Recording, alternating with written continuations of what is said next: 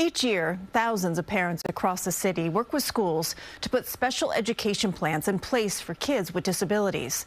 But this year, many of those plans were never implemented. As education reporter Doug Williams explains, parents are now being told that they can change that, but it comes at a cost.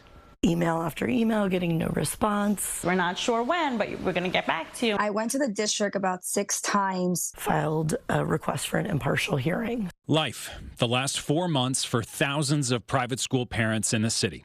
Despite going to school outside of the system, private school students are legally entitled to additional special education services from the city public school system. Services can range from after-school tutoring to speech and behavioral therapies. This year, the DOE strictly enforced a June 1st deadline to sign up for them. Not only did the deadline come as a surprise to thousands of parents, but some say they never even got the sign-up letter. My daughter did not get the letter because she was absent. No prompt went out, so we didn't submit it. I don't have that additional push and that additional help that I need. The DOE is now telling parents that they will restore the services if they sign this legal waiver, promising not to sue the department. They're basically dangling a carrot over desperate parents' heads, and it's basically sign or don't sign.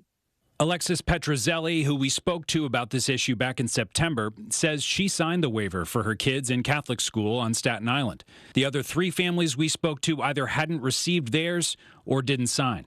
What happens if something even down the line happens this year, in the school year? Oh, I'm sorry, I just signed away all my rights for my child with disabilities. If I sign that and I know that his services, something's going to happen next year, I waive my right. I'm not doing that. When we reached out, we were told that school's chancellor, Melissa Aviles-Ramos, and other department officials were not available for an on-camera interview. Instead, a statement from a city school spokesperson that reads in part, "We acknowledge that the deadline could have been advertised much more widely, and to that end, we are committed to increasing our outreach efforts to every family that is eligible for services." Doug is with me now. And Doug, we reported on special education issues in public schools. Are these 2 stories related at all? They are, and it's easy to forget that the first thing that those parents we just heard from were sort of told to do by the DOE when they were told they missed the deadline was, hey, you could put your kids in a public school. A lot of them said they didn't even come close to considering that, and part of the reason why that's an interesting thing to note is the public school system has a shortage of these paraprofessionals and providers, as we've learned much more about since this private school news first broke. The shortage is caused in large part by not making enough money. A lot of them have no health insurance. A lot of them have moved out of the area because they've been priced out. So all of it is connected, and certainly something has to be done, and that's what the teachers union is calling for to make this a more appealing profession. The need is obviously there. Yeah. Doug, thank you.